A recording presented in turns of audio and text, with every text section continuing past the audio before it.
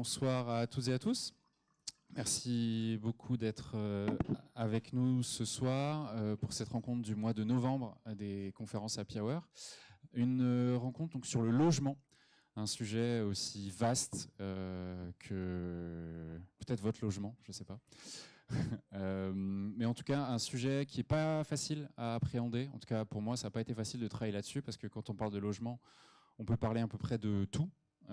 Aussi bien de mobilité que de travail, bien sûr.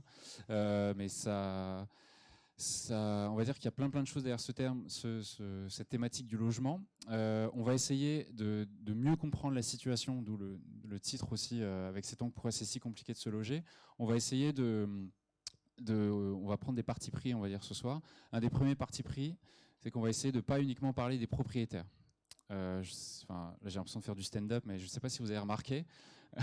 Mais quand on écoute des émissions à la radio, des podcasts à la télé et tout, généralement, quand il y a une émission sur le logement, généralement, c'est une émission pour les propriétaires, faite par des propriétaires. On va essayer de pas tomber dans ce biais-là ce soir. Pour rappel, les propriétaires, c'est un peu moins de 60% des Françaises et des Français. C'est 57, je crois, et c'est un chiffre qui stagne, voire baisse. Donc, qu'est-ce qu'on fait des 40 et quelques pourcents dans ce genre d'émission? Donc ça, c'est un des premiers. On va bien sûr en parler parce que c'est évident et nécessaire, mais on va pas que parler des propriétaires. Et ensuite, on va essayer de faire une discussion, on va essayer d'apporter des solutions. Et autre point, on va essayer d'avoir des objectifs parce que, pareil, je sais pas si vous avez remarqué, mais quand on parle du logement, quels sont les objectifs? Est-ce qu'on veut moins de sans-abri? Est-ce qu'on veut plus de logements? Est-ce qu'on veut plus de logements adaptés au changement climatique? Est-ce qu'on veut moins de logements? Est-ce qu'on veut plus de personnes dans les logements? Enfin voilà, on va essayer de questionner ça aussi ce soir. Et pour ça, on a 1 heure. La blague. Et surtout, énorme responsabilité pour les 2 intervenants ce soir. Pas du tout te mettre du stress, Janie. Donc Janie Lessire. Bonsoir Janie. Bonsoir à tous. Tu es architecte enseignante et tu es membre du conseil d'administration de l'association Dédale. Donc tu nous en parleras un peu plus pendant la rencontre. Et Pierre Madec, bonsoir. Tu es économiste à l'OFCE. Tout à fait. Tu peux juste nous dire rapidement l'OFCE, c'est? L'OFCE, c'est l'Observatoire français des conjonctures économiques et on est un centre de recherche rattaché à Sciences Po. Très bien. Et tu es un des spécialistes du logement qu'on invite un peu partout dans ces fameuses émissions dont je parlais en introduction. Voilà. Donc tu vas essayer. Je suis totalement responsable de ce qui vient d'être dit en introduction, quoi. Tu vas essayer de pas que sympa parler de me présenter comme ça. Et je précise aussi que tu as déjà été invité. Tu étais venu il y a 2 ans, 3 ans même, pour parler des inégalités sociales. Autre aspect dont on parle très peu quand on parle du logement, on en reparlera bien sûr, mais le patrimoine, c'est la première inégalité en France. Voilà. Quand on n'est pas propriétaire, c'est l'une des premières inégalités. La transmission, l'héritage, quand il y a une émission, je continue, quand il y a une émission sur l'héritage et qu'on parle pas du logement, on passe un peu à côté de la question. Bref. Première question, et on aurait pu titrer ça ce soir. Est-ce qu'on est dans un moment unique aujourd'hui quand on parle du logement? Je vais commencer avec toi, Janie. Est-ce que pour toi, on est dans un moment unique? Alors, moi, je pense que oui, on est dans un moment unique. Alors, après, est-ce que tous les moments sont uniques? On peut le dire aussi. Je pense que ce qui est particulier aujourd'hui, ce que j'observe dans mes différentes casquettes de métier, c'est qu'il y a une prise de conscience générale des choses qui vont pas, mais surtout des solutions qu'on peut apporter, dont on discutera aussi tout à l'heure. Pierre, toi là-dessus, c'est un moment unique ou pas? Oui, alors je suis plutôt d'accord sur le côté tous les moments sont uniques. Sur la question du logement, c'est un moment unique. Pourquoi? Parce qu'on a l'impression quand même qu'il n'y a jamais eu autant de difficultés. Alors on répète ça d'année en année, mais le fait est qu'il n'y en a jamais eu autant. Il suffit de regarder les chiffres des rapports successifs de anciennement la Fondation Abbé Pierre, maintenant la Fondation pour le logement des défavorisés. Les chiffres, ils sont alarmants sur la partie mal logement. On pourrait se dire, il y a un truc qui fonctionnait bien en France avant, c'était la construction. On n'a jamais mis en chantier aussi peu de logements qu'aujourd'hui. On n'a jamais donné aussi peu de permis de construire qu'aujourd'hui. Les revenus, on y reviendra, mais le revenu des ménages n'a jamais été autant déconnecté du prix des logements qu'aujourd'hui. Et le désintérêt politique au niveau national, à mon avis, n'a jamais été aussi important qu'aujourd'hui. Donc de ce point de vue-là, oui, on est un peu dans un moment unique. Est-ce que quand tu dis que les prix sont plus du tout corrélés au salaire, ça c'était le cas avant? historiquement, le prix des logements, il dépend de deux choses. Il dépend du revenu des ménages et des loyers. Les loyers étant le plus souvent un peu corrélés au revenu des ménages. Pourquoi ? Parce que les ménages, pour acheter, ils ont besoin de leurs revenus et c'est ça qui les solvabilise. Ça, c'est ce qu'on observe, ce qu'on appelle le tunnel de Frigide. Bon, le tunnel de Frigide. Jacques Frigide qui a théorisé... Frigide. Ah, Frigide, non. Pardon. Pas encore. Qui a théorisé ça, où il montre très bien que sur très longue période, au cours des 100, 150 dernières années, on a une corrélation un peu parfaite entre le revenu des ménages et les prix. Ce qui s'est passé au début des années 2000, pour tout un tas de raisons, mais il y a eu ce qu'on appelle un assouplissement des conditions de crédit. En gros, on a permis aux ménages de s'endetter sur beaucoup plus longtemps et à des taux beaucoup plus bas. Donc ça les a beaucoup solvabilisés. Et en les solvabilisant beaucoup, on a soutenu les prix immobiliers. Il y a beaucoup de littérature économique là-dessus qui montre que cette baisse des taux et cette augmentation de la durée des crédits est le principal contributeur de l'explosion des prix immobiliers en France, mais pas que, parce que cet assouplissement des conditions de crédit, il a lieu dans l'ensemble des pays de l'OCDE. Et donc, on a décorrélé le revenu des ménages de l'évolution des prix immobiliers. On a des prix immobiliers qui ont évolué 3, 4, 5 fois plus vite que le revenu des ménages. Et au départ, c'était une bonne idée, parce que l'idée, c'était de permettre à plus de personnes de devenir propriétaires. Alors, ça n'a pas été fait exactement pour ça. C'est-à-dire que l'assouplissement des conditions de crédit, il était là principalement pour soutenir l'économie et le reste de l'économie. Le fait est qu'il y a eu un peu de déport sur le marché du logement. Mais comme les prix immobiliers augmentaient, que le nombre de transactions immobilières augmentait, que la part des propriétaires a un peu augmenté au début des années 2000, on s'est dit, c'est pas une si mauvaise idée que ça, ces taux de crédit très bas et ces durées d'emprunt très longues.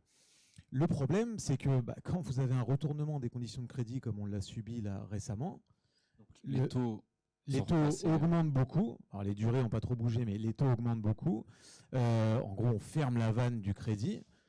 D'un coup, on a le marché qui se grippe et qui se bloque. Et il y a beaucoup de gens à cette époque-là qui ont dit c'est pas un problème parce que des taux à 3-4%, on en a déjà connu. C'est vrai, on a déjà connu des taux à 3-4%. Par contre, on n'avait jamais connu des taux à 3-4% avec ce niveau de prix immobilier-là. Et donc, on s'est retrouvé dans une situation où les ménages étaient plus solvabilisés par les conditions de crédit. Le revenu, il n'avait toujours pas augmenté, parce qu'il a très peu augmenté depuis le début des années 2000. Et donc, aujourd'hui, il y a une vraie crise. Alors, on n'est pas là pour parler des propriétaires, mais on peut parler un peu des gens qui aimeraient le devenir. Il y a une vraie crise de l'accès à la propriété. Et ça, on le voit en effet très bien quand on regarde les chiffres du taux de propriétaire. C'est que on vivait un moment en fait où le marché immobilier était en surchauffe. On voyait les unes, vous avez peut-être vu ça, les journaux qui titraient sur les prix immobiliers augmentent, on bat des records en termes de transactions immobilières. Historiquement, on est aux alentours de 800 000 transactions dans l'ancien en France. Avant la crise sanitaire, on dépassait le million. On a même atteint 1,2 million de transactions. Et tout le monde prenait ça comme un bon signe. C'est une bonne nouvelle, le marché immobilier fonctionne bien. En fait, non, le marché immobilier était en surchauffe à ce moment-là. Il était en surchauffe, on avait un taux de propriétaires qui n'augmentait pas. En fait, c'était des gens qui s'échangeaient des logements entre eux. C'est une bulle, quoi. Alors, c'est une bulle, oui, mais non, dans le sens où on arrive à l'expliquer. Cette bulle, elle s'explique par l'assouplissement des conditions de crédit. Et certains ont pensé que c'était une bulle. Certains ont pensé qu'en faisant passer les taux de 1 à 4, les prix allaient s'effondrer et le marché allait se normaliser. Ce n'est pas du tout ce qui s'est passé. Les prix ont un peu baissé, mais pas beaucoup. On a aujourd'hui des taux aux alentours de 3, 3,5. Les prix ne se sont pas ajustés suffisamment. Et donc, on est encore aujourd'hui dans une situation où on a un crédit très cher, des prix immobiliers très élevés et un pouvoir d'achat des ménages qui n'a pas suivi. Donc, de ce point de vue-là, on est dans un moment unique. Et c'est pour ça que les prix sont aussi chers et restent chers. C'est pour ça, et c'est aussi du fait qu'il y a un déséquilibre entre l'offre et la demande qui, pendant ce temps-là, n'a pas été résorbé. On a construit, on y reviendra peut-être, mais on a construit beaucoup de logements en France. Il faut sortir de la tête que ce problème de prix immobilier cher viendrait du fait qu'on n'a pas construit suffisamment de logements. En fait, c'est faux. On y reviendra. On y reviendra. Mais le fait est que pendant ce temps-là, là, au cours des 25 dernières années, on a fait le choix de miser en gros sur les grosses métropoles, en disant on va concentrer l'emploi dans les grandes métropoles. Ça n'a pas beaucoup construit à Bordeaux ces dernières années. Non, je connais mal Bordeaux, donc je ne saurais pas vous dire, mais j'ai senti un peu le béton quand même en me baladant sur les quais. Mais on a fait le choix de mettre le paquet sur les grandes métropoles, sur l'emploi, sur les services publics, sur les transports. Je ne vais pas vous faire un dessin, on a fermé des petites lignes de chemin de fer qui permettaient les dessertes entre régions notamment. On a fait ce choix-là, mais en faisant ça, on a renforcé l'attractivité des territoires, on a renforcé les inégalités territoriales, et en face, le marché du logement, il a du mal à suivre. Et donc, on a créé des déséquilibres comme ça entre l'offre et la demande, malgré le fait qu'on ait continué à construire. On pourra discuter de est-ce qu'on a construit les bons logements. Et donc, tout ça a entraîné, a entretenu cette bulle immobilière, mais qui n'en est pas une, mais qui en est une un peu dans le sens où il y a cette décorrélation très forte entre les prix et les revenus des ménages. Et une des solutions, tu as commencé à l'aborder, je vais rester avec toi, Pierre. L'une des solutions, et on l'entend beaucoup, c'est de construire plus. C'est ce qu'on entend quasiment tout le temps. On ne construit pas assez en France, il faut construire plus. Et là, on sort ce chiffre tout le temps de 500 000. Il faudrait 500 000 logements par an. On est autour des 200... Ouais, en dessous des 300 000 aujourd'hui. En dessous des 300 000, voilà. Donc, c'est pour ça, on ne construit pas assez. Mais moi, l'autre chiffre que je vois et que j'aimerais bien vous soumettre, c'est qu'il y a plusieurs millions de logements en plus que de ménages. Donc, il y a des logements. Il y a assez de logements pour loger tout le monde. Donc, elle est où la vérité là-dedans? Alors, la vérité, elle est un peu partout. On sait construire du logement. On en a construit beaucoup. On est le pays de l'OCDE qui avons le plus construit de logements au cours des 10 dernières années. On est le pays de l'OCDE qui comptons le plus de logements rapportés à son nombre d'habitants au cours des 10 dernières années. Et c'est là où le nombre a le plus augmenté, c'est en France. Donc, on sait en construire, on en a construit beaucoup. On pourrait se dire qu'on n'a pas construit aux bons endroits. Bon. Il s'avère qu'on a plutôt construit aux bons endroits. Il y a un certain nombre d'études qui montrent qu'on a construit là où les prix immobiliers étaient chers. Donc ça veut dire là où il y avait de la tension et où il y avait besoin de construire. Donc pourquoi ça ne marche pas? Ça ne marche pas parce qu'on a construit là où les prix étaient chers, mais c'est là où on a le plus construit que les prix ont le plus augmenté. Bon, ça pose question quand même sur cette question du choc d'offres. C'était dans le programme présidentiel du candidat Emmanuel Macron, c'était le choc d'offres sur la question du logement. Ce n'est pas une critique, hein, ce n'est pas le premier à avoir des ambitions fortes sur la question de la production de logement. Mais le fait que les prix aient le plus augmenté là où on a construit beaucoup, ça ne veut pas dire qu'il ne fallait pas construire à cet endroit-là. Ça veut juste dire que construire pour construire, ce n'est pas la solution pour faire baisser les prix. De plus, je ne suis pas un spécialiste du marché immobilier à Bordeaux. J'ai cru comprendre que ça avait un tout petit peu construit. Je ne suis pas certain que ce qui a été construit soit une réponse à la crise du logement cher, pour parler simplement mais avec des mots compliqués. Il faut se questionner sur qu'est-ce qu'on a construit pendant ce temps-là. On a construit beaucoup de logements, mais est-ce qu'on a construit beaucoup de logements abordables? Est-ce qu'on a construit à des prix qui étaient des prix raisonnables? Est-ce qu'on a construit de la bonne façon? On parlera d'environnement et de transition tout à l'heure. C'est ça la question qu'il faut se poser. Oui, on a suffisamment de logements en théorie pour loger tout le monde quand on regarde l'ensemble de la France. Le problème, on discutera de la vacance tout à l'heure, mais quand on regarde où sont les logements vacants, les taux de vacances importants, ils sont dans ce qu'on appelait avant la diagonale du vide, ce qu'aujourd'hui s'appelle la diagonale de sous-densité. C'est une insulte euphémisée, on va dire. Voilà. Alors oui, c'est plus sympa quand même parce qu'il y a des gens qui habitent dans cette diagonale qui en fait n'est pas vide du tout. Mais le fait est que cette diagonale s'est un peu vidée du fait de la métropolisation, de la désindustrialisation et de choix de politique d'aménagement du territoire qui font que on a une augmentation très forte de la vacance à ces endroits-là. L'offre de logement n'a pas suivi dans les grandes villes. Donc oui, on peut dire on va mobiliser les logements vacants. Aujourd'hui, on a un peu changé de braquet au niveau national en disant en fait, le problème, ce n'est pas tant la construction. Il ne faut pas forcément construire plus, il faut mieux utiliser les logements qui existent. Mais du coup, si on veut mieux utiliser ces logements dans la diagonale de sous-densité, il faut mettre en place des politiques de réindustrialisation, de redynamisation de ces territoires. Or, on ne le fait pas. Donc, oui. Concrètement, on n'a pas envie d'aller habiter dans une zone où il n'y a pas de travail. Dire on va loger les travailleurs essentiels des grandes villes dans la Creuse, j'ai rien contre la Creuse, hein, mais je ne suis pas sûr que ce soit la bonne réponse. Soit on dit on continue à métropoliser parce que l'économie urbaine nous dit que c'est bon pour la productivité, que ça fait des gains, il y a des économies d'agglomération, tout ça. Si on veut faire ça, il faut produire du logement massivement en zone tendue. Et l'histoire nous a montré qu'il faut plutôt produire du logement abordable, régulé, contrôlé, parce que quand on produit juste du logement, c'est principalement du logement cher.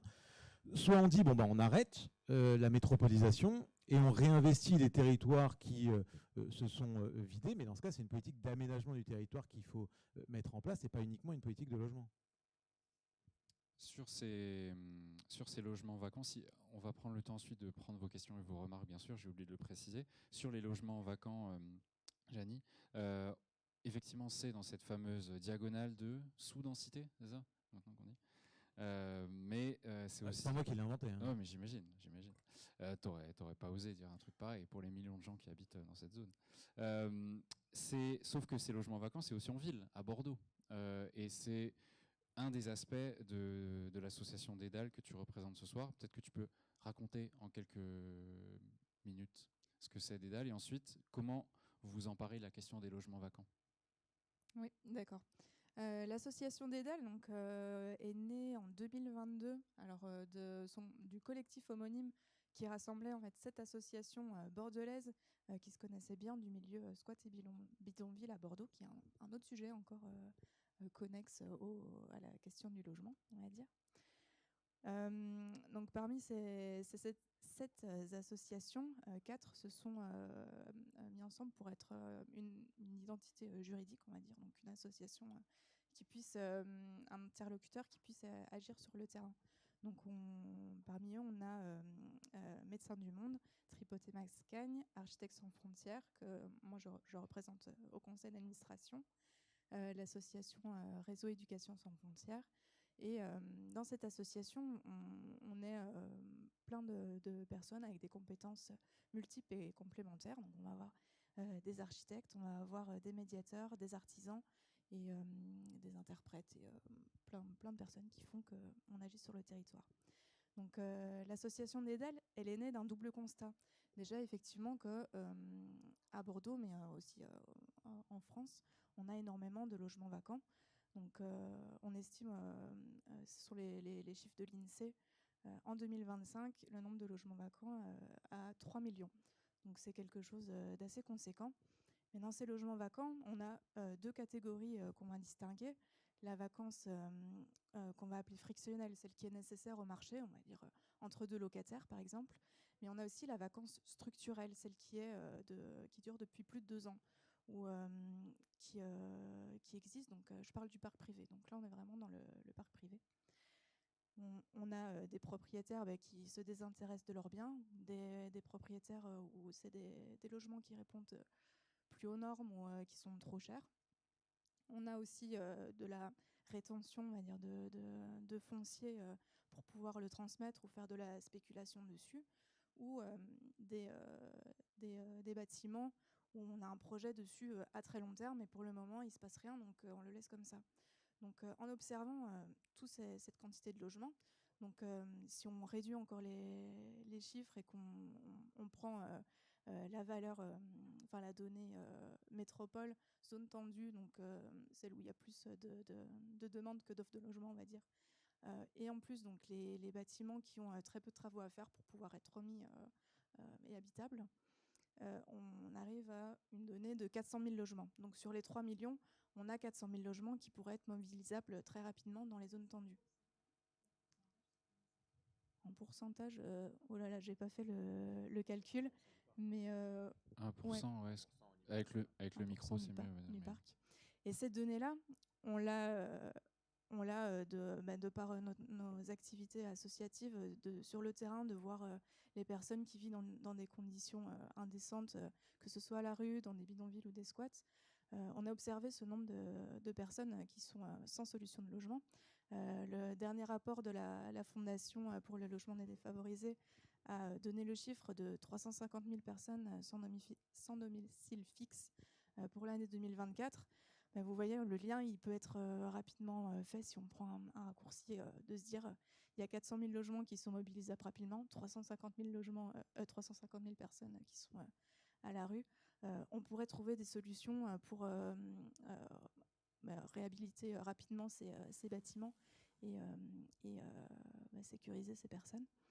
Donc, c'est de ce constat qu'est né Dédale, donc de comment est-ce qu'on peut mobiliser les bâtiments vacants pour constituer une solution de logement digne pour les personnes. Donc, notre mode d'action, en 2 mots, on va contacter des propriétaires où on a identifié dans la ville de Bordeaux, Bordeaux Métropole même, des bâtiments vacants.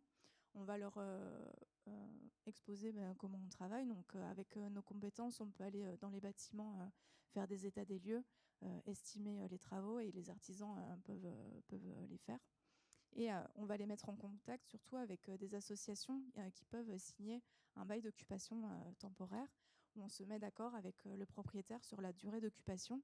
Donc pour lui, ça vient sécuriser en fait cette gestion par exemple, il a un projet dans 5 ans, mais de toute façon, il ne fera rien dans ce bâtiment-là pendant ces 5 ans. Moi, je peux le mettre à disposition pendant 5 ans. Est-ce que vous pouvez m'assurer que à la fin, on libère les lieux, quoi.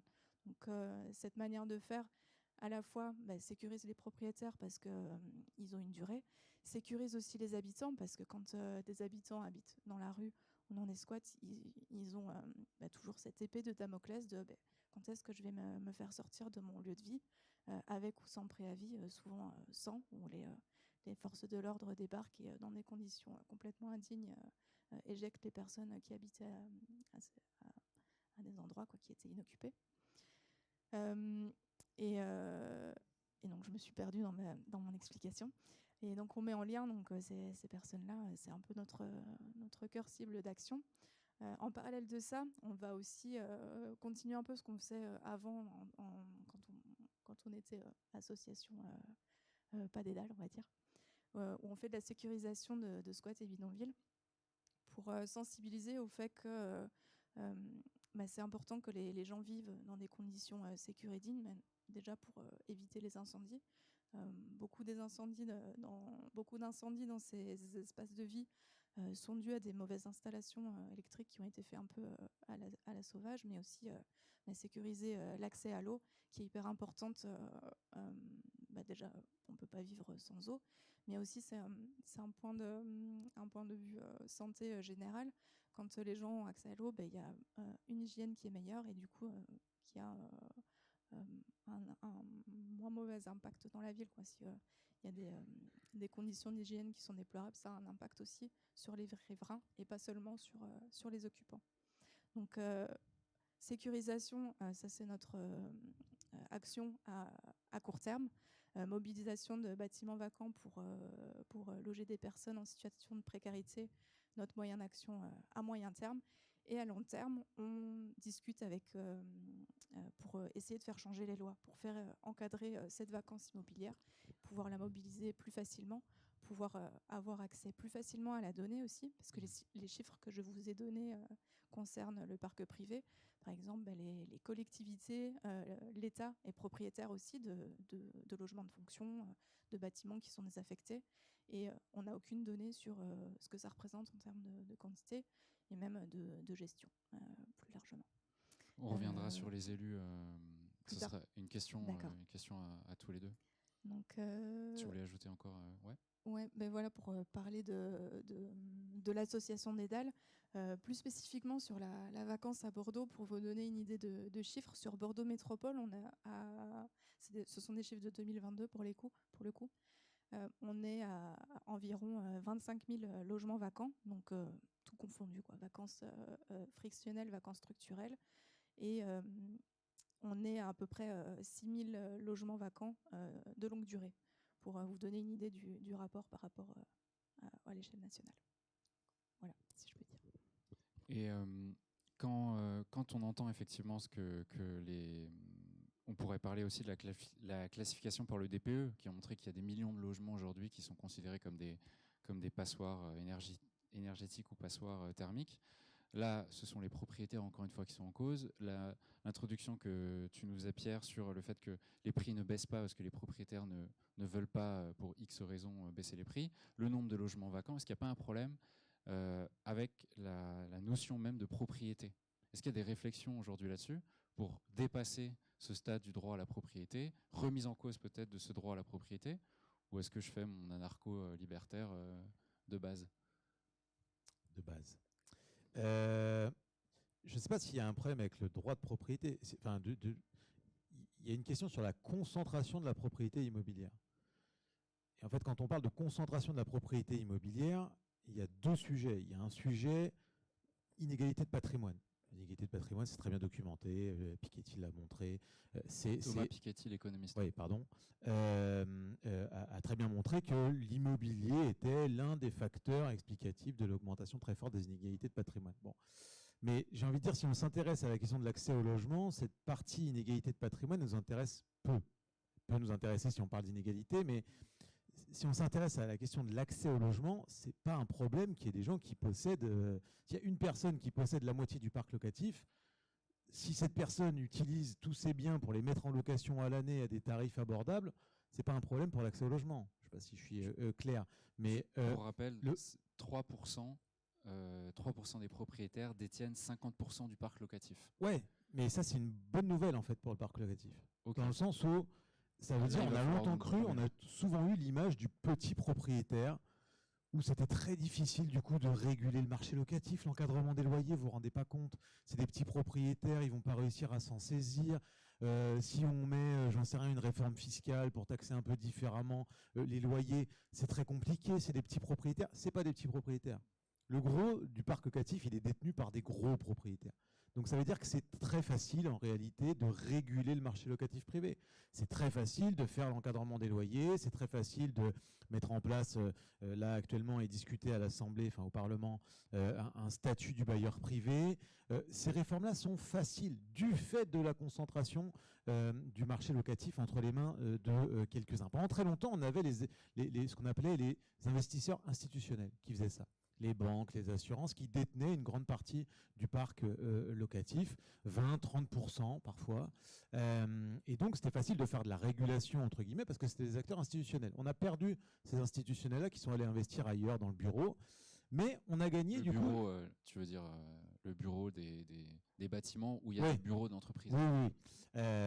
Qui avaient des taux de rendement plus importants. Bon. Et donc, on a longtemps cru que c'était des petits propriétaires qui détenaient le marché locatif privé. Dans les faits, ce n'est pas tout à fait le cas.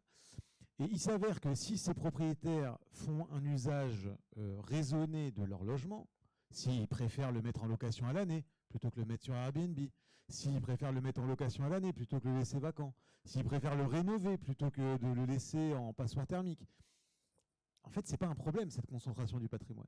Ça devient un problème quand cette concentration du patrimoine va de pair avec une mauvaise utilisation du parc, du stock de logements. Et c'est un peu ce qu'on est en train de vivre là. Tu parlais du DPE tout à l'heure. Il y a eu tout un débat au moment du...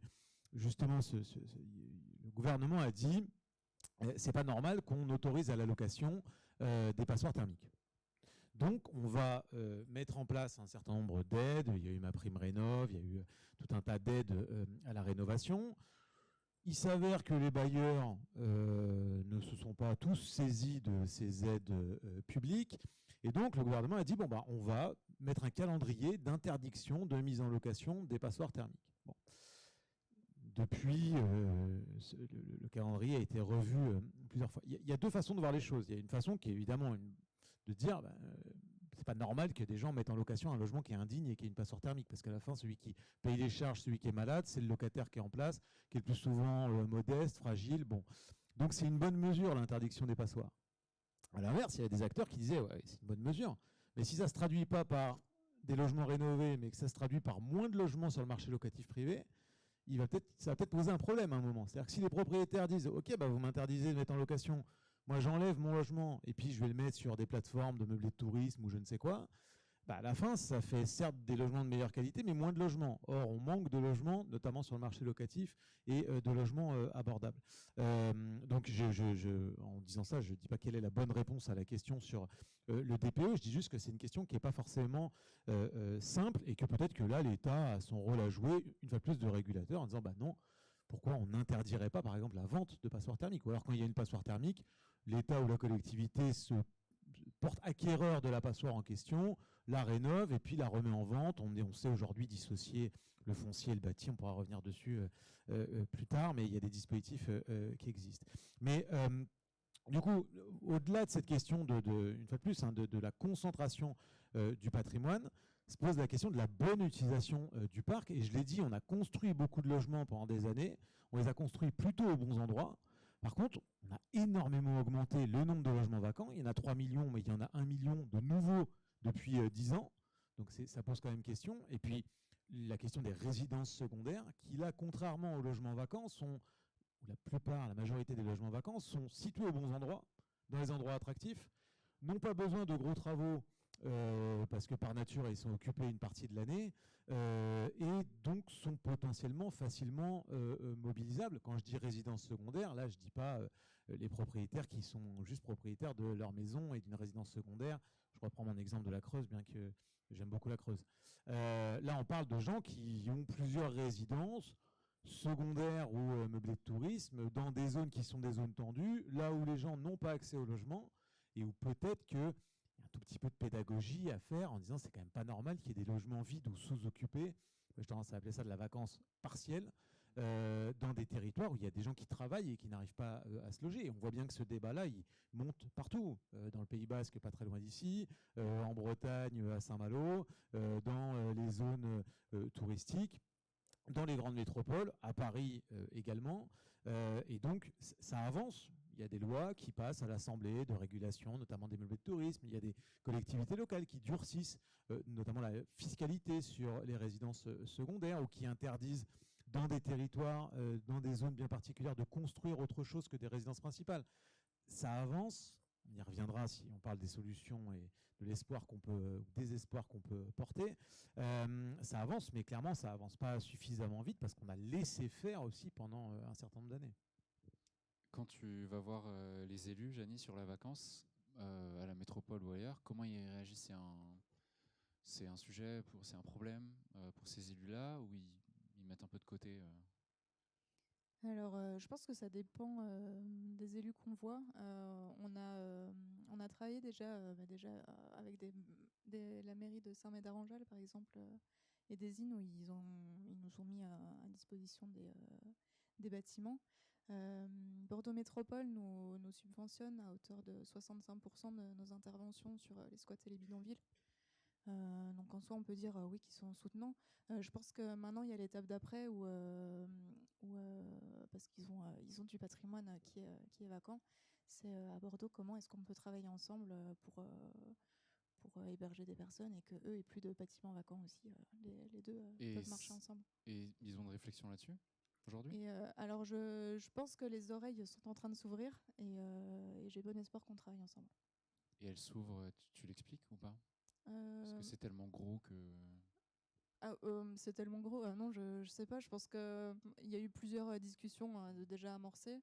Je pense que très récemment, on a pas mal échangé avec Pierre Hermic lors du mondial de l'économie sociale et solidaire qui a eu au Hangar 14 en octobre. C'était ça. On a reçu d'ailleurs le premier prix national de l'économie sociale et solidaire. Et je pense que cette reconnaissance touche les élus et se demande aussi comment on peut travailler ensemble. Alors il n'y a pas que les élus d'ailleurs qui ont été touchés par ça. On a des nouveaux bailleurs sociaux qui sont venus vers nous, alors que jusque-là c'était plutôt nous qui allions taper aux portes. Donc, il y a de la vacance aujourd'hui dans les logements sociaux, chez les bailleurs sociaux? Oui, alors le parc immobilier de logements sociaux est mieux géré, on va dire, que le parc privé. Mais on a quand même 2,7% de vacances dans le parc social. Parce que c'est le sujet qu'on n'a pas encore abordé, c'est les logements sociaux. C'est environ 10% des logements au niveau national. C'est à peu près pareil en Nouvelle-Aquitaine. C'est un sujet qui est au cœur de notre sujet de ce soir, ou c'est un sujet annexe? Pierre, et ensuite... Okay.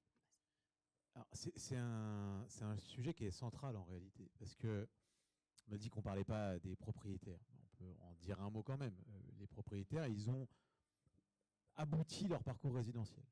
Ils sont devenus propriétaires, normalement, quand on regarde le parcours résidentiel des ménages, donc du début jusqu'à la fin de leur vie. La fin du parcours résidentiel, c'est d'être propriétaire. C'est très rare de passer du statut de propriétaire à locataire, par exemple. Sauf accident de la vie ou séparation. Donc, si on s'intéresse au parcours résidentiel des ménages, il faut regarder les locataires. Si on regarde les locataires du parc social, c'est une grosse partie des locataires. Je disais 10% au niveau national, on est un peu plus que 10%, et on a un gros tiers des locataires qui sont locataires du parc social. Le parc social aujourd'hui, c'est le seul parc qui est régulé, qui est abordable, qui est accessible. Le problème, c'est qu'aujourd'hui, plus personne n'arrive à rentrer dans du logement social. Plus personne n'arrive à y rentrer. Pourquoi ? Parce que d'un, on n'en produit pas forcément assez, mais que surtout, on fait face à une baisse, sans rentrer trop dans la technique, mais une baisse très forte du taux de rotation dans le parc social. Avant, les gens, ils rentraient dans le logement social, ils s'en servaient comme tremplin, et puis ils devenaient propriétaires de leur logement, pour faire court. L'explosion des prix immobiliers depuis le début des années 2000 fait qu'aujourd'hui, vous rentrez dans le parc social, il n'y a quasiment aucune chance que vous passiez dans le parc privé au même endroit, parce qu'il n'y a aucun intérêt à le faire. Et il y a très peu de chances que vous deveniez propriétaire, parce que si vous êtes rentré dans le parc social, c'est sous conditions de ressources, et que vos conditions de ressources, normalement, ne vous permettent plus aujourd'hui, sauf si vous êtes dans le haut du panier du parc social, mais ne vous permettent plus de devenir propriétaire. Donc ce qu'on voit, c'est vous rentrez dans le parc social, après une longue attente, et vous y restez. Comme vous y restez, vous ne libérez plus de logements sociaux. Donc les gens derrière, ils ne peuvent plus rentrer. Donc on se retrouve dans une situation aujourd'hui où on a un peu moins de 3 millions de demandeurs au niveau national, ce qui est un record absolument absolu. On a fait x2, voire x3 depuis 20 ans sur le nombre de demandeurs de logements sociaux. Tant parce qu'on n'en produit pas assez, mais surtout parce qu'on a du mal à faire face à cette demande nouvelle. Prix immobilier cher, loyer cher, notamment dans les grandes villes. Et donc le logement social, c'est une partie de la solution. Soit en faisant sortir des gens et en leur permettant de continuer leur parcours résidentiel comme c'était le cas avant, soit en construisant du logement social massivement. Si on en vient aux élus, sur la question... J'aimerais entendre Janice sur la question des logements sociaux et après je te redonne sur... Pardon de t'avoir coupé. Vas-y. Sinon on va... Je suis très discipliné, donc je m'arrête net au milieu de ma phrase. J'ai vu, c'est rare. Voilà. Rare. Merci. J'en ai rajouté un tout petit peu après quand même. Mais... Vas-y, pardon, je t'ai coupé tout à l'heure, Janice, tu voulais dire sur les logements sociaux, ouais. Sur le logement social, je pense que, comme tu l'as dit Pierre, c'est un des axes de réflexion. Je pense que si on produit massivement du logement social, ça va pas être l'unique solution à apporter au problème. Et je pense qu'il y a d'autres solutions à explorer en parallèle pour pouvoir traiter la question de la crise du logement, parce que ça concerne pas uniquement le logement, cette crise.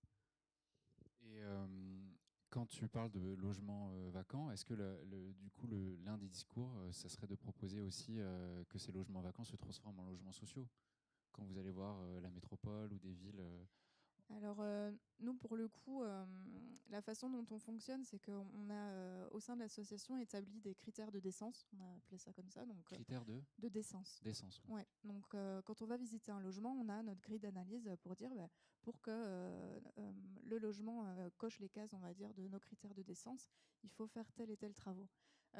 En soi, c'est des critères qui ne répondraient pas aux normes de production de logements sociaux aujourd'hui. Par exemple, on ne va pas faire des travaux d'embellissement, de refaire de la peinture et plein d'autres choses. On va s'assurer que le logement est sécure, donc on va refaire tout ce qui est électricité, plomberie, tout ce qui va être d'ordre couverture, s'il y a des fuites ou des choses comme ça, que le logement soit sain. Mais en soi, c'est pas un logement qui pourrait aller tel quel sur le marché. Et est-ce que tu peux imaginer une dynamique en l'occurrence la métropole de Bordeaux, mais imaginons une métropole X ou Y, qui transformerait ces logements vacants, publics, qui appartiennent à l'État, en logements sociaux? Ça, c'est une dynamique qui pourrait exister, s'il y a une volonté politique. Je pense que ça pourrait être une dynamique hyper maligne, en fait, parce qu'on a du logement qui est disponible. Plutôt que d'aller en reconstruire du neuf, ça pose question aussi aujourd'hui. L'artificialisation des sols, c'est pas facile à dire. C'est pas du tout ce qui s'est passé à Bordeaux, d'ailleurs. On n'a pas du tout artificialisé. Hein. Pas du tout. Mais ça pose question, voilà, de qu'est-ce qu'on peut faire avec notre existant, notre patrimoine qui est là. Dans le centre de Bordeaux, rue Sainte-Catherine, par exemple, on a plein de rez-de-chaussée commerciaux et aux étages, on a plein de logements qui sont vides. Donc ça pose question pourtant ils sont hyper bien situés. Qu'est-ce qu'on peut faire du coup de tout ça? Nous, dans l'idéal, on héberge les personnes qui sont à la rue. Mais après, je pense qu'il y a suffisamment justement de bâtiments vacants en France, 3 millions je rappelle, pour pouvoir avoir des dynamiques qui se complètent. Je te laisse reprendre. Je sais plus où j'en étais. Les élus, tu commençais à dire Non, c'est sur la bascule logement social versus ce que les élus peuvent faire. Le problème du logement social, tout le monde est d'accord pour dire enfin non, hélas, tout le monde n'est pas d'accord pour dire le logement social c'est cool, mais enfin, tu peux le dire, vas-y, ce que tu disais tout à l'heure. Tu peux parler du ministre du Logement, qui a des discours. Non, on va pas parler du ministre du Logement ce soir. Okay. C'est maintenant les intervenants qui décident des questions des. Okay, non, je décide de pas répondre sur le ministre du Logement. Je dis des choses qu'en privé sur le ministre du Logement. Ce sera après la rencontre alors. C'est mieux comme ça. Mais non, ce que les élus peuvent faire, les élus, ce qu'ils disent en tout cas, c'est le plus souvent quand les gens viennent nous voir, c'est parce qu'ils ont des problèmes de logement, en pensant qu'on va résoudre leurs problèmes de logement. Mais que peut faire un élu? Il peut dire, je veux du logement social sur ma commune. Il y en a beaucoup qui l'ont fait. Il y a des bons élèves sur le logement social. Il y a une loi. Alors, il y a une loi, c'est bien de le rappeler. Elle a fêté ses 25 ans cette année, la loi SRU. Voilà, et l'article 55 de la loi SRU, Solidarité et Renouvellement Urbain, l'article 55 de la loi SRU impose aux communes au-delà d'une certaine taille d'avoir au moins 20% de logements sociaux. La loi Allure de 2015 vient rajouter pour certaines communes une obligation de 25%. C'est une loi donc qui a 25 ans. Cette loi, elle est non respectée depuis 25 ans de façon affirmée et assumée par un peu plus de 400 communes qui disent on ne respecte pas la loi. Bon, et dans ces communes, il y a des grosses communes. Hein. Alors, il y a des communes qui ont soi-disant des contraintes géographiques très importantes qui les empêchent de produire du logement social. Ils produisent de l'autre logement, mais pas du logement social. Et on laisse faire. Communes sur la façade atlantique notamment. Ouais, pas que. Il y en a un peu en Île-de-France. Il y en a pas mal dans le sud-est. Apparemment, il y a des contraintes géographiques très fortes dans le sud-est qui empêchent la production de logements sociaux, mais qui permettent la production d'autres types de logements. C'est assez étonnant, mais je ne connais pas bien le sud-est. Et on accepte ça. C'est-à-dire on accepte qu'il y ait une loi de la République qui soit respectée depuis 25 ans avec des gens qui, quand même, en Île-de-France, il y a des gens qui payent de la communication municipale dans les rues pour dire on va payer les amendes et on ne va pas construire de logements sociaux. Bon, ça pose un peu question. Je sais que les lois de la République et les élus de la République, des fois, ça ne fait pas forcément bon ménage, mais sur cette question-là, qu'on laisse faire, pose quand même question. Le problème sur le logement social, le seul problème du logement social, c'est que ça coûte de l'argent. Il n'y a pas de secret. C'est-à-dire que dans un monde où l'immobilier est cher, si on veut produire du logement moins cher, il faut un peu d'argent public. Bon.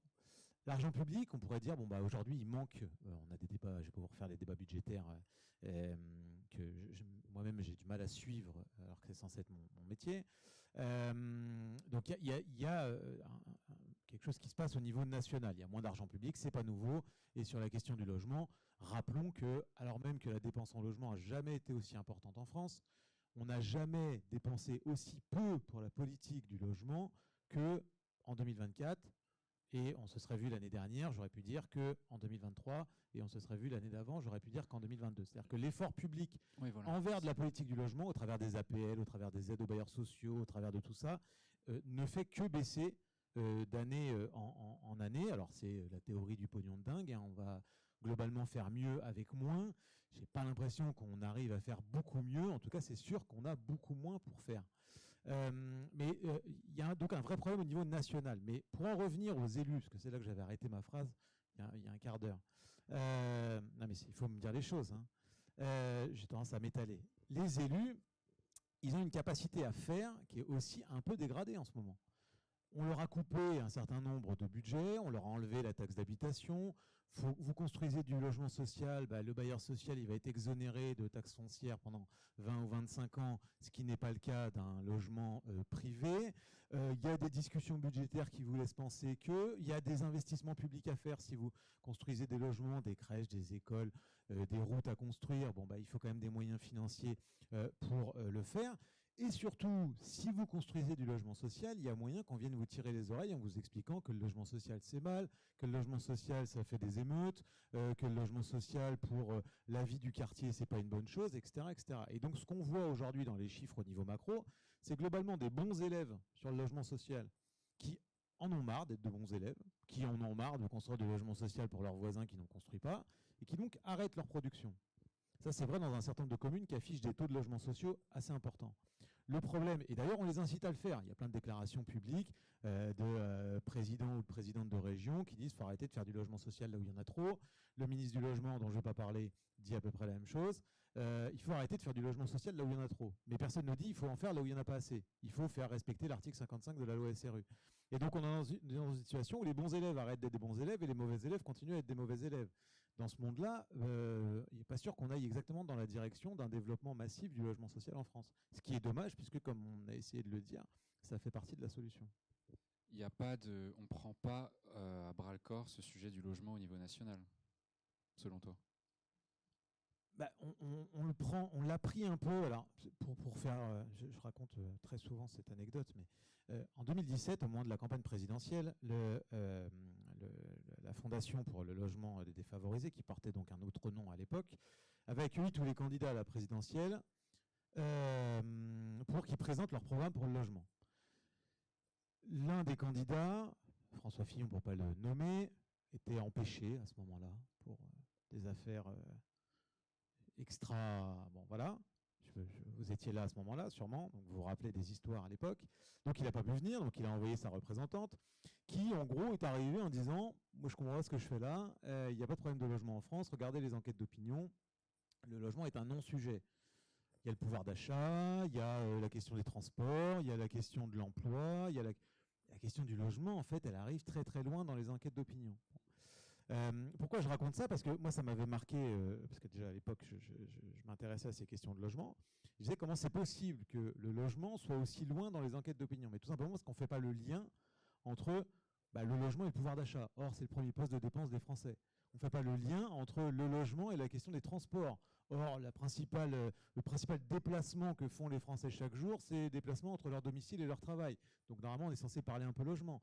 Si on parle mixité sociale à l'école, par exemple, on parle de logement. Ceux qui veulent casser la carte scolaire, ils ont qu'à s'intéresser à la ségrégation dans les quartiers avant de vouloir casser la carte scolaire. C'est un problème de logement à la base et de mixité dans les quartiers.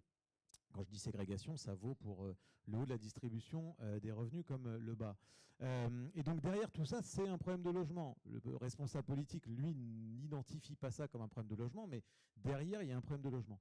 Oui, il y a un désengagement de l'État, tant d'un point de vue budgétaire, je l'ai dit, on a pendant très longtemps dépensé aux alentours, on va éviter les chiffres, mais de 2 points de PIB pour les aides publiques au logement.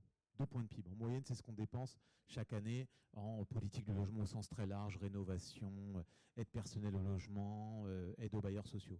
Aujourd'hui, on est à 1,5 point de PIB. Et on était avant à 2,2 il n'y a pas si longtemps que ça. Donc, il y a 0,7 point de PIB. 0,7 point de PIB, c'est beaucoup.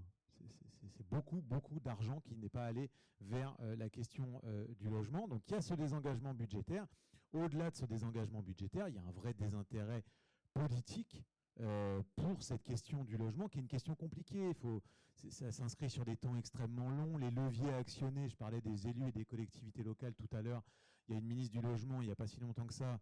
Entre-temps, il y a eu 5 ou 6 ministres du Logement, mais il s'avère que c'était il n'y a pas si longtemps que ça, qui déclarait on va construire 250 000 logements sociaux en 2 ans, par exemple. Tout le monde était là, on l'a applaudi en disant c'est merveilleux, c'est hyper ambitieux. Bon, en fait, ils ne sont jamais sortis de terre. Pourquoi ils ne sont jamais sortis de terre? Parce qu'il ne suffit pas que le ministre du Logement dise on va en financer 250 000 pour qu'ils sortent de terre. Ça dépend des bailleurs, ça dépend des élus locaux, des collectivités locales, de leurs moyens, du foncier, de la disponibilité du foncier. Bon, c'est un sujet qui est très compliqué. Est-ce que c'est parce que c'est très compliqué qu'il ne faut pas s'y intéresser? Je ne suis pas sûr. Peut-être qu'il faut s'y intéresser justement parce que c'est compliqué.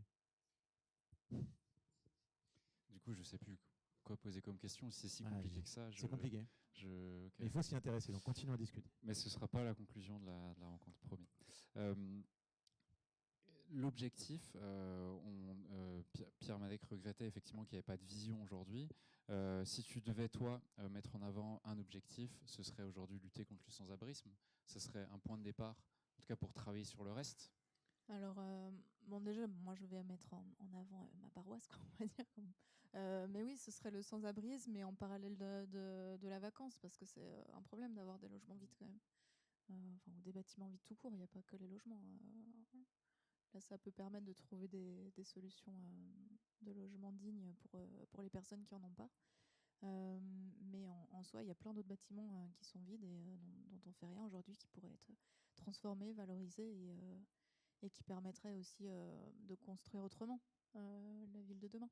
Et il n'y a pas, ville de demain justement, il y a une loi sur la zéro artificialisation nette, je l'ai dit en une fois, merci, qui est sortie, qui est un peu remise en cause, qui est voire carrément remise en cause, mais pas totalement encore. Est-ce qu'avec la proposition de remettre à neuf, en tout cas de réhabiliter des logements vacants, normalement vous devriez marquer des points là auprès des élus? Mais complètement. Ça rentre tout à fait dans cette démarche-là parce qu'on ne va pas consommer de territoire supplémentaire. On va réfléchir de façon intelligente à optimiser un patrimoine qui est là, à le remettre en état aussi parce qu'un patrimoine, un bâtiment qui est vide, c'est un bâtiment qui se dégrade s'il n'est pas occupé. C'est un bâtiment aussi qui va gagner un peu de valeur parce qu'on va venir améliorer en soi les éléments en place, les éléments bâtis qui pouvaient se dégrader, qui du coup se dégradent plus.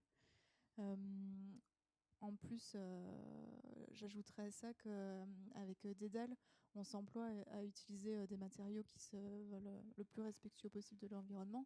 On utilise pas mal de matériaux de réemploi, donc issus d'éléments de déconstruction.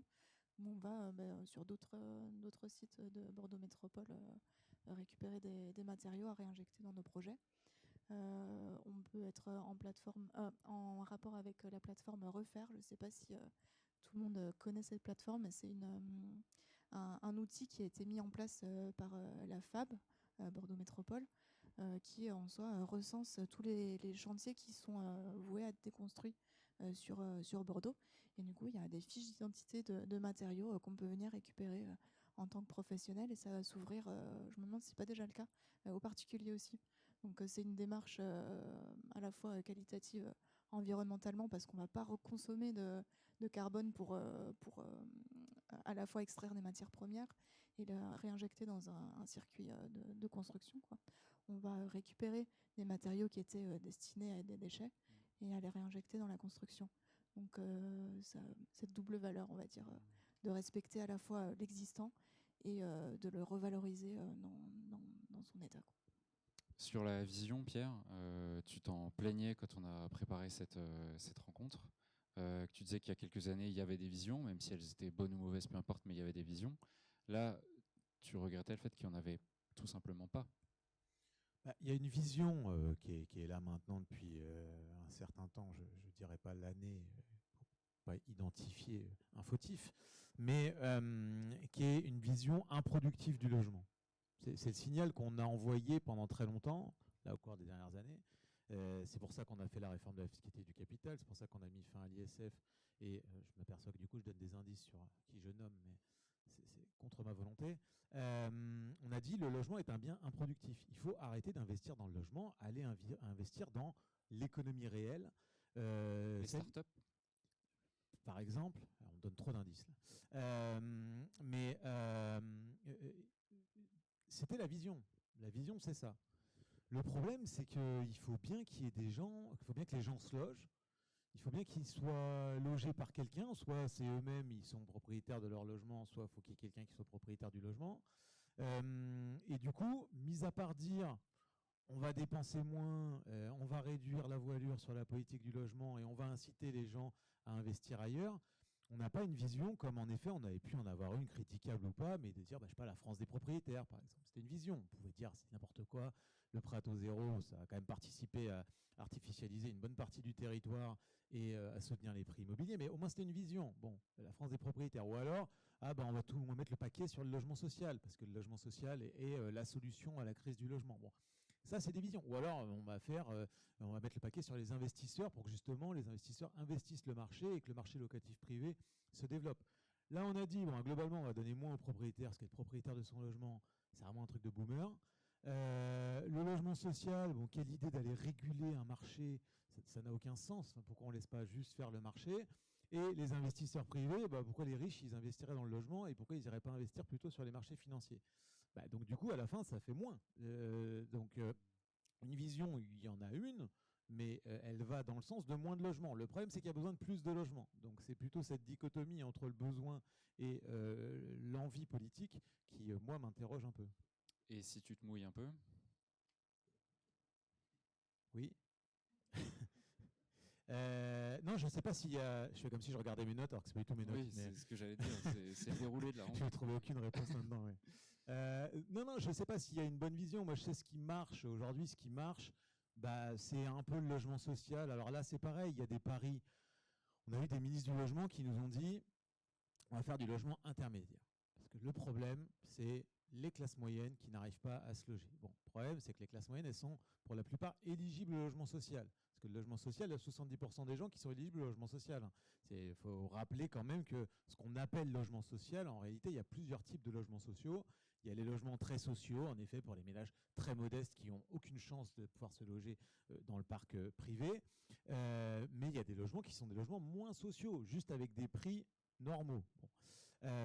Donc, quand on nous dit on veut faire du logement intermédiaire, c'est-à-dire qu'on veut faire du logement pour les gens qui ne sont pas éligibles au logement social. Donc, c'est-à-dire pour les 30% les plus riches. Bon, pourquoi pas on dit, bon, ok, on va faire ça, mais en fait, on va prendre un peu les plus riches du parc social, et puis comme ça, ils vont quitter le parc social. Bon. On se dit, bon, comme ils vont quitter le parc social, ça va faire rentrer ceux d'en dessous vont pouvoir aller dans leur logement, et puis à la fin, ça va ruisseler. Voilà. Jusqu'aux ménages les plus pauvres pour leur permettre, eux, d'accéder au parc social. Bah alors, moi, j'ai envie de dire, une fois de plus, je ne pense pas qu'il y ait une bonne vision, mais j'ai envie de dire, il y a quand même plus simple. C'est juste de produire du logement pour les gens qui n'en ont pas ou n'arrivent pas à accéder au parc social là aujourd'hui, et pour les ménages les plus pauvres. On sait le faire. Aujourd'hui, du logement très social, c'est rentable pour les bailleurs sociaux. Il faut juste un tout petit peu d'argent public, mais c'est de l'investissement. C'est pas de la dépense publique, la mauvaise dépense publique, comme on nous la vend tous les 4 matins à la télé ou à la radio. Là, c'est de la bonne dépense, c'est de la dépense d'investissement. Parce qu'en fait, l'argent qu'on met dans le logement social, par exemple, ça permet aux gens de payer des loyers qui sont moins chers. Et il s'avère que les ménages du parc social, quand on leur permet de faire des économies, assez peu mettent ça sur des comptes en Suisse. Le plus souvent, il est redépensé dans l'économie. C'est ce qu'on appelle le multiplicateur budgétaire. Il y a très peu d'épargne chez les. Il y a très peu d'épargne chez les locataires du parc social. Donc en fait, l'argent qu'on injecte, ce qu'on appelle l'avantage HLM, c'est-à-dire le fait que quand vous êtes dans un logement social, vous allez payer un loyer qui est plus bas que si vous êtes dans un logement privé. On dit cet avantage HLM, il est aux alentours de 18 milliards d'euros. C'est massif, hein, mais sur un parc de 5 millions de logements. Bon. Mais ces 18 milliards, ils sont reconsommés dans l'économie. Hein. Ils ne sont pas épargnés sur des plans divers et variés. Donc en fait, il y a un effet bénéfique de soutien à l'économie en investissant dans le logement social et en permettant aux gens juste de réduire leur taux d'effort, la part qu'ils consacrent au logement dans leurs revenus. On a un peu trouvé ça normal maintenant de dépenser un tiers de son revenu pour se loger. Mais normal, on n'a pas le choix. Oui, mais c'est pas normal. Enfin, je veux dire, c'est pas, on peut pas. Quand on regarde, il y a un truc assez étonnant sur le logement. C'est vous prenez l'enquête nationale logement de l'INSEE, vous calculez des indicateurs de mal logement, et puis vous vous apercevez qu'il y a tout un tas de gens qui, statistiquement, sont en situation de mal logement parce qu'ils dépensent trop, parce qu'ils ont de l'humidité, parce qu'ils n'arrivent pas à se chauffer, et qui malgré tout se considèrent comme satisfaits de leurs conditions de logement. Mais non, il ne faut pas se considérer satisfait de ces conditions de logement quand on n'a pas les moyens de se chauffer chez soi, quand on a une dépense énergétique trop élevée, quand on a un loyer qui représente 35% ou 40% de son revenu. On a l'impression que c'est la nouvelle normalité, mais il faut être conscient du fait que ça ne l'est pas. Et il y a peut-être aussi une prise de conscience à avoir collective sur oui, on a un parc de logement qui est plutôt de meilleure qualité qu'il y a 40 ans ou 50 ans. Est-ce que pour autant les conditions de logement au sens large se sont beaucoup améliorées? C'est pas certain. Et donc il faut aussi peut-être un sursaut citoyen sur cette question du logement. C'est pas juste parce qu'on a un toit sur la tête et qu'il y en a qui ne l'ont pas qu'on est pour autant bien logé. Tu introduis un peu ma question très béni oui de la fin, avant de passer à vos questions. Une question qui est d'où vient l'espoir? Qui est une question très béni oui. Est-ce que ça vient des citoyennes, des citoyens, comme tu viens de le dire? Janie, là-dessus, si tu veux commencer. C'est pas une mauvaise question, hein, je ne me dénigre pas. Mais d'où vient l'espoir? C'est pas une mauvaise question.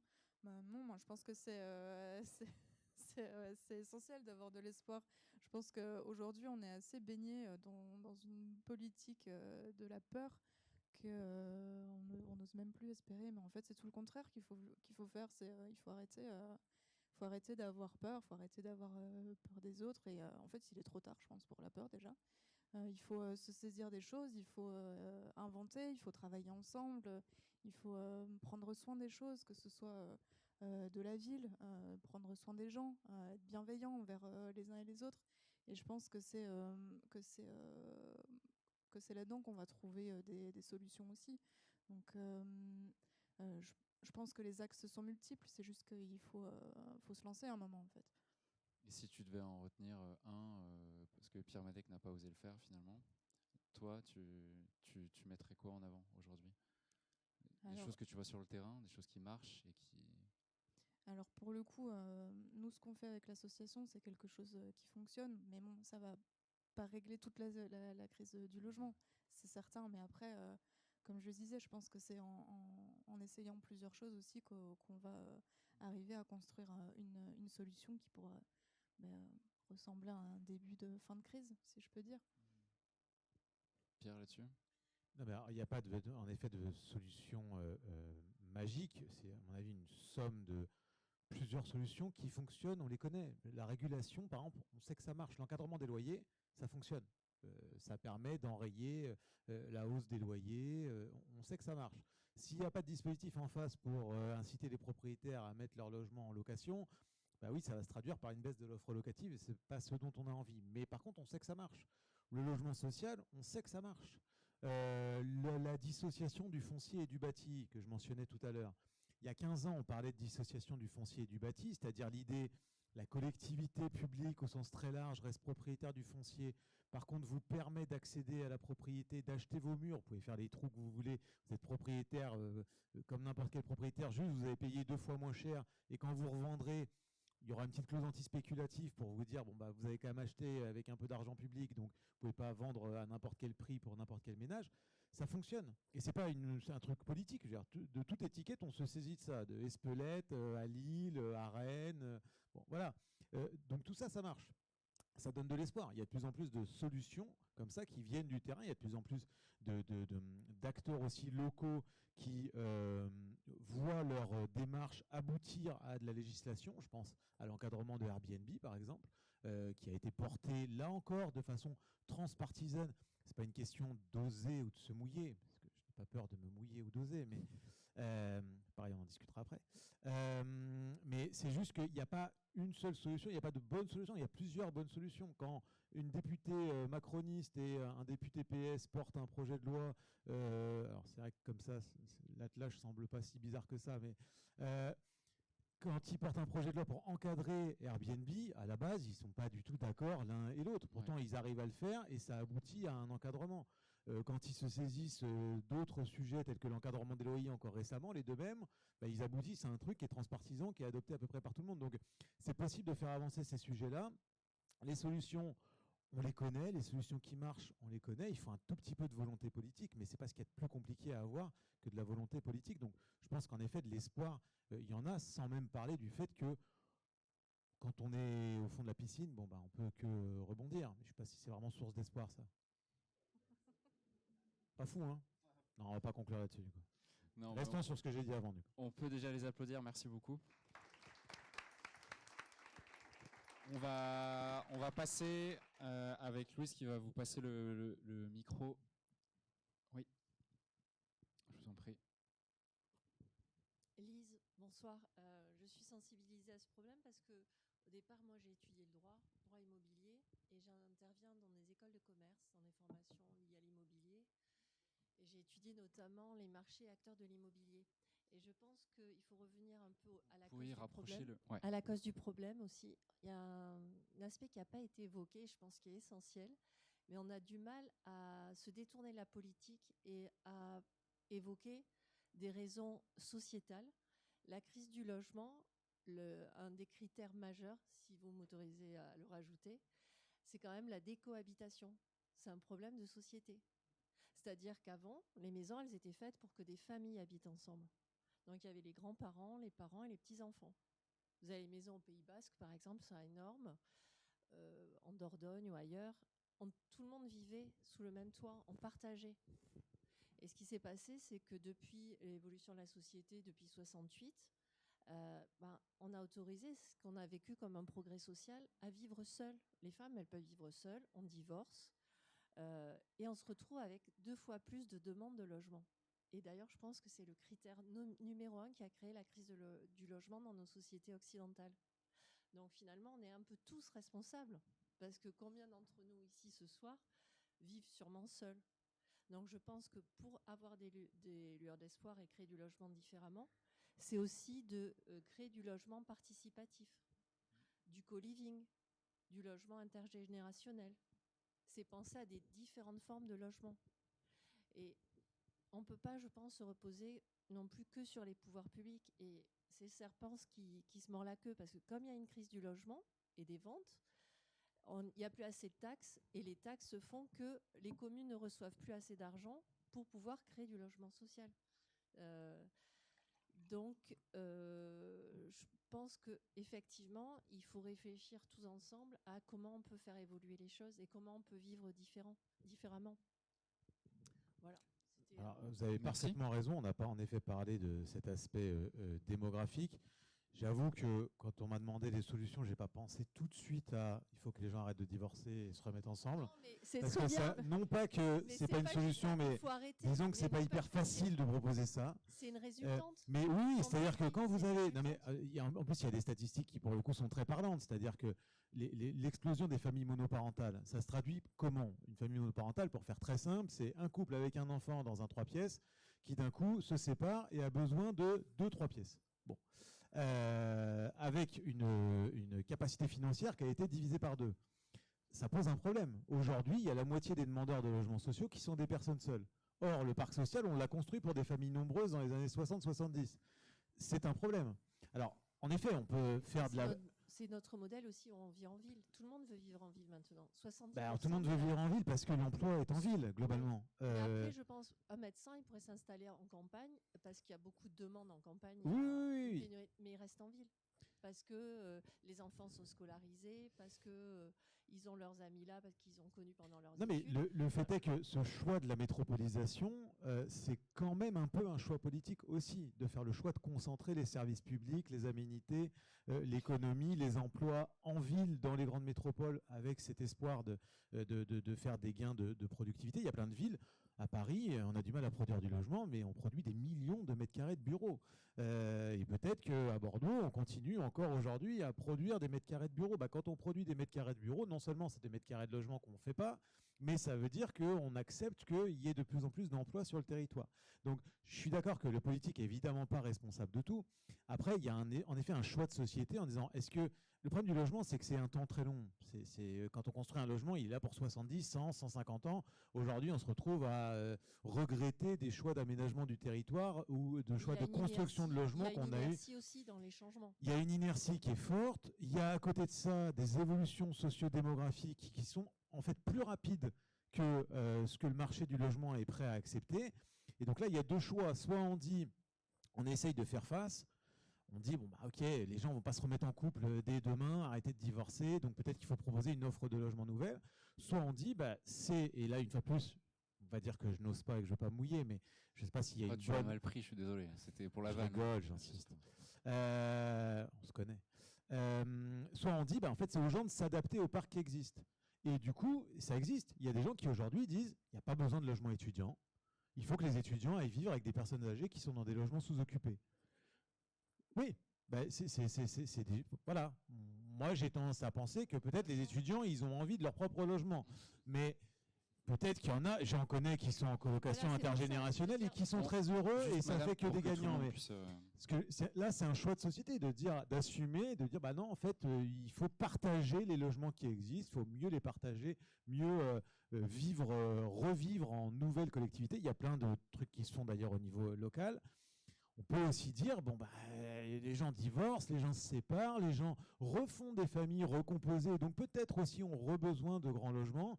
Peut-être que les étudiants, ils sont contents d'avoir des logements étudiants et d'être indépendants. Et puis peut-être qu'il y en a d'autres qui une offre de logement aussi diversifiée et pas juste dire, écoutez, on a le parc qu'on a, débrouillez-vous avec ça, quoi.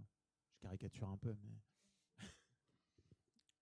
Tu voulais réagir ? Merci pour votre question.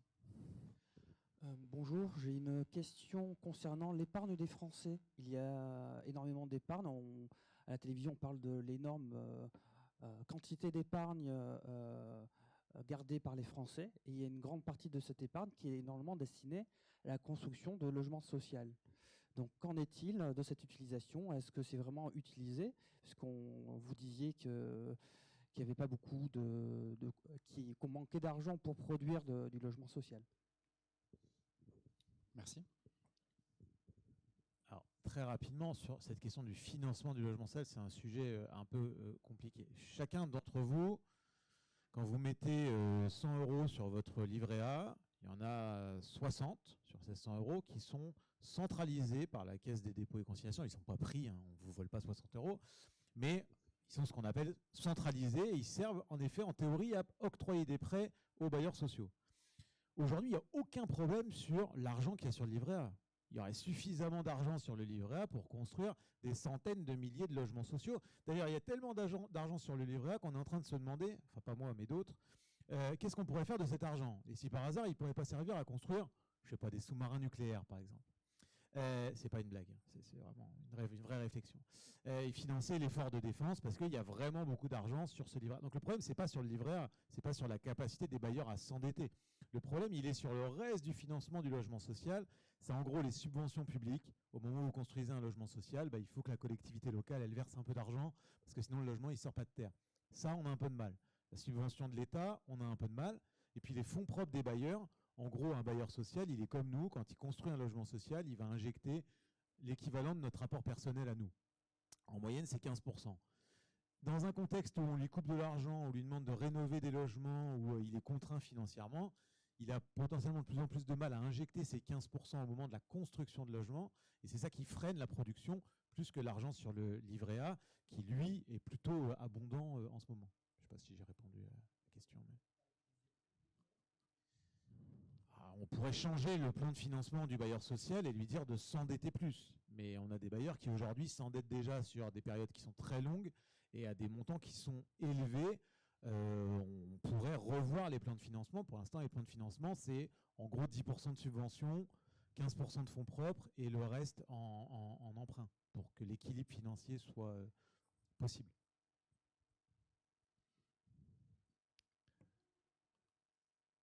D'autres mains, d'autres questions, remarques?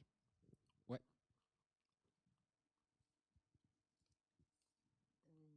J'avais une question. On m'entend? Un peu plus proche. Oui, ouais. plus proche. J'ai une question concernant les APL accession. Ces APL accession ont été supprimés. Ouais, Pardon. encore plus proche. Comme ça. J'ai une question concernant les APL accession. Ces APL accession permettaient la sortie du parc social pour les ménages qui souhaitaient investir dans leur logement. Ces APL accession, la fin s'est étalée de 2017 à 2019. Est-ce que vous pensez, ça c'est ma première question, est-ce que vous pensez que ça a eu un impact sur l'absence de rotation dans le parc social? Ça c'est une première question. La seconde concerne la sous-occupation du parc. Il y a une loi qui était la loi Moll et qui invitait les bailleurs sociaux à lutter contre la sous-occupation du logement social, à savoir une personne âgée qui pérennise son occupation dans un T5 et qui, dans le même immeuble, pouvait basculer dans un T2 ou T3. J'ai rien contre les aînés ou les personnes âgées, je suis pas très loin d'elles, donc j'ai rien. Mais cette loi, semble-t-il, n'est pas du tout à appliquer, à savoir faire de la rotation à l'intérieur même du parc. Et cela permettrait aux familles d'intégrer ces bâtiments parfois entiers, comme vous le disiez, où il y a une construction de nombreux T5, T4, qui ne sont en fait occupés que par des personnes seules. Voilà, c'était ma seconde question. Merci. Merci.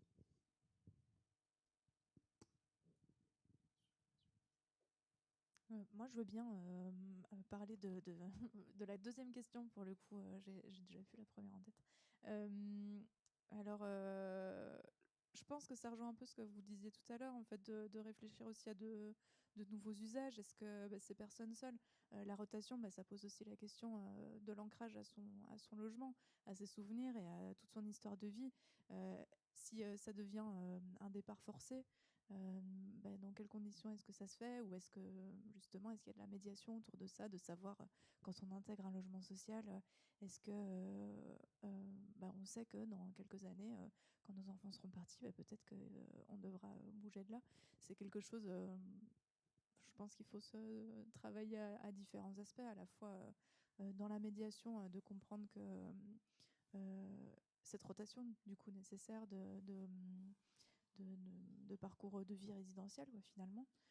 Et aussi peut-être au contraire de les personnes les laisser dans leur logement et en ayant une contrainte supplémentaire d'intégrer peut-être une famille supplémentaire qui est prête à partager son logement avec une personne qui est seule ou des modes de colocation.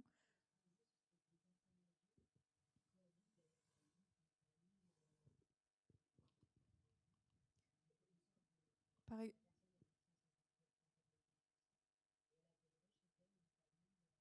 par exemple, ouais, ça peut, je pense que c'est des schémas qui pourraient exister.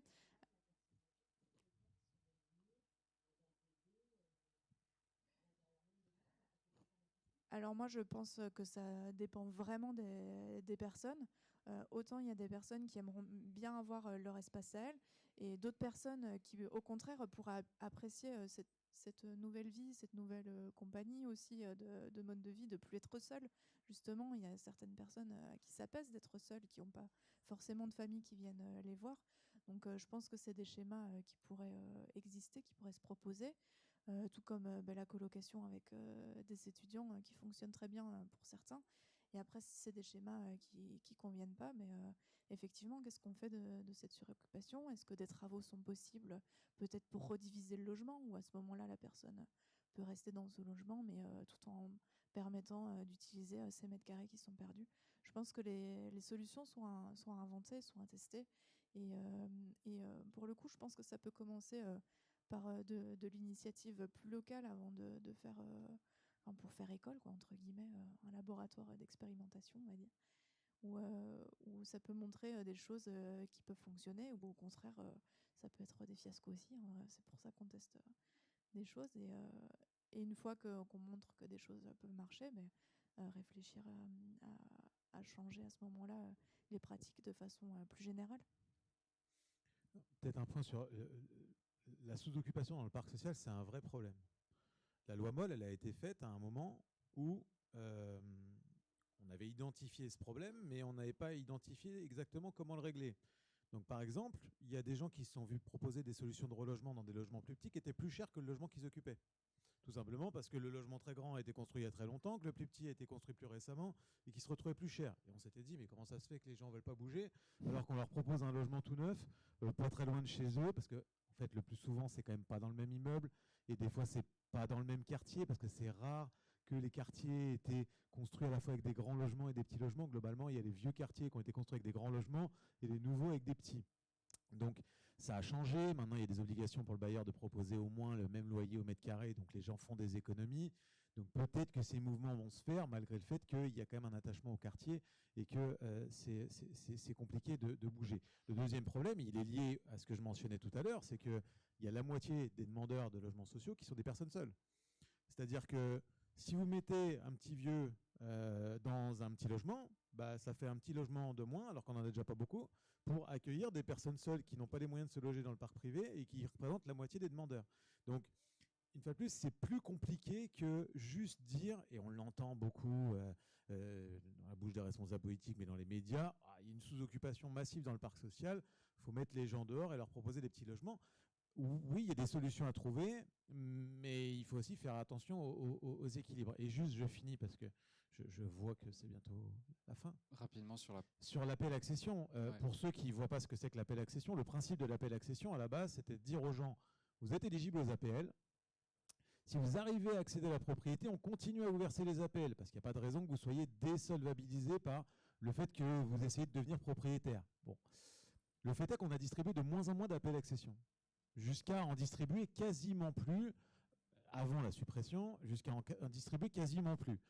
Donc, le gouvernement est arrivé en disant bon, on va faire des économies, on va supprimer ce dispositif qui ne sert à rien, on n'en distribue plus d'appel à accession. Sans se questionner sur le pourquoi on ne distribue plus d'appel à accession. Tout simplement parce que les gens qui sont éligibles à l'APL n'ont plus les moyens de devenir propriétaires. Donc, ils ne demandaient plus le dispositif appel à accession juste parce qu'ils n'avaient plus les moyens de devenir propriétaires. Donc, oui, ça a dû entraver un peu la sortie du parc social, mais pas que. Ça a dû entraver l'accession à la propriété des ménages accessibles, enfin, des ménages éligibles à l'APL accession. Le fait est que compte tenu du niveau des prix, en fait, il y en a de moins en moins. Et un point sur lequel on n'a pas assez peut-être insisté sur c'est quoi le problème. Le problème, il est en partie marqué sur le diaporama là-bas. Le problème, c'est le logement cher. Le problème, c'est les prix immobiliers. Le problème, c'est qu'on pense que quand les prix immobiliers augmentent, comme nous disent tous les journaux, c'est une bonne nouvelle, qu'on est tous globalement plus riches. Juste un dernier chiffre avant de me faire couper la chic. Ça me démange là. Bah, je vois ça, ouais. Vas-y. Pas très discret, mais bon. Non. C'est mon taf. On estime que la survalorisation des prix du foncier, ce qu'on appelle la bulle immobilière dans le langage courant, c'est 3 000 milliards d'euros de patrimoine immobilier en plus dans la poche des ménages. Bon, 3 000 milliards. 3 000 milliards, c'est à peu près la dette publique française, pour vous donner un ordre de grandeur. Ces 3 000 milliards, ils ne nous ont pas tous rendus plus riches. Ils ont rendu certains plus riches, d'autres plus riches en relatif. C'est-à-dire, en gros, si on déménage, si on vend son logement, ouais, on est plus riche, on va léguer un peu plus à nos enfants. Mais ils ont aussi entravé l'accès au logement de plusieurs millions de ménages. Et donc non, les prix immobiliers élevés, ce n'est pas une bonne nouvelle, c'est une bonne nouvelle en réalité pour personne. Et il faut peut-être se sortir cette idée-là de la tête, de dire ça ne viendrait pas à l'idée de se dire, il y a des unes de journaux qui diraient les prix alimentaires flambent, c'est merveilleux. Enfin, je veux dire, faut se mettre dans la tête que c'est absurde de se féliciter de l'augmentation des prix et donc de l'entravement encore plus de l'accès au logement d'un certain nombre de ménages. C'est une absurdité. Merci beaucoup. 3 petites choses avant qu'on se quitte. La première, il y a 3 gros sujets qu'on n'a pas eu le temps d'aborder mais qui mériteraient. C'est un peu l'éléphant dans la pièce qui est Airbnb. T'en as un peu parlé, mais on n'a pas eu le temps d'en parler. C'est l'adaptation au changement climatique. Retrait-gonflement, ça concerne la moitié. Retrait-gonflement de l'argile, enfin ça concerne la moitié des logements en France aujourd'hui. C'est plus de 10 millions de ménages qui sont concernés, donc c'est un énorme problème.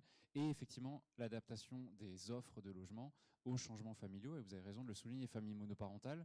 Aujourd'hui, c'est un des cas, on en a un petit peu parlé dans une autre rencontre sur les inégalités sociales, mais les pouvoirs publics ne savent pas comment faire avec les familles monoparentales, où je précise que dans 80% des cas, ce sont les femmes qui gardent les enfants dans ces familles monoparentales. Donc, et le logement, effectivement, ça fait partie des sujets où les pouvoirs publics ne savent pas gérer ces familles monoparentales. Mais à coup... Comment ? Faut qu'on se revoie. Épisode 2, tout est épisode maintenant. Voilà, donc, mea culpa fait. On se retrouve dans 3 semaines pour parler d'une expression qui est très souvent utilisée, par une partie de la classe politique, mais pas que. C'est la question du bon sens. Que cache son utilisation dans les débats ? On va en parler avec un journaliste qui a travaillé là-dessus notamment.